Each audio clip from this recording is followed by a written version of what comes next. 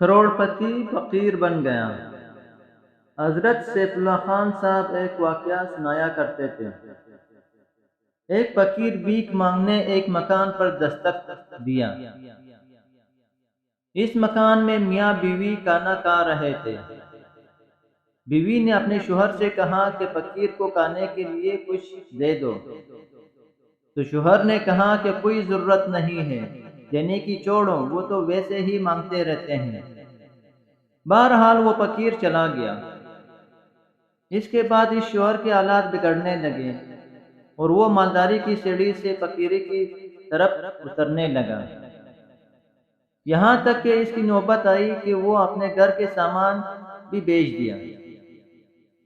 پھر اس نے اپنی بیوی سے کہا کہ میں تم کو اپنے پاس رکھنے کی اب نفقہ کی طاقت نہیں رکھتا، اس لیے میں تم کو چھوڑ دینا چاہتا ہوں۔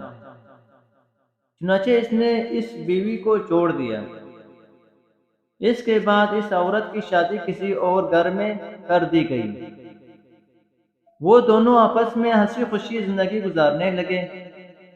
کچھ دنوں میں ایک مرتبہ ایسا ہوا کہ وہ دونوں بیٹھ کر کھانا کھا رہے تھے، تو ایک فقیر دروازے کے پاس آیا اور دستک دینے لگا، تو شوہر نے بیوی سے کہا کہ کچھ دے دو۔ عورت دینے کے لیے گئی تو فقیر کو دیکھتے ہی زار و قطع رونے لگی۔ اس کے شوہر نے پوچھا، کیوں، کچھ چھیڑ چھاڑ تو نہیں ہوئی؟ وہ کچھ بولی نہیں، صرف رو رہی تھی۔ پھر اس نے کہا، بات یہ ہے کہ جو مانگنے کے لیے آیا تھا وہ اصل میں میرا پہلا شوہر تھا۔ ایک مرتبہ ہم دونوں کھانا کھا رہے تھے، ایک فقیر آیا مانگنے کے لیے۔ میں نے اس سے کہا تھا کہ فقیر کو کچھ دے دو، لیکن وہ نہیں مانا، تو وہ فقیر چلا گیا، جس کی وجہ سے آج اللہ نے خود اسے فقیر بنا دیا ہے۔ اس کے بعد اس دوسرے شوہر نے بیوی سے کہا کہ اس دن جو فقیر تمہارے دروازے پر مانگنے آیا تھا وہ میں ہی تھا۔ اللہ نے مجھے امیر بنا دیا اور اسے میرے دروازے پر فقیر بنا کر بیچ دیا۔ اللہ اکبر۔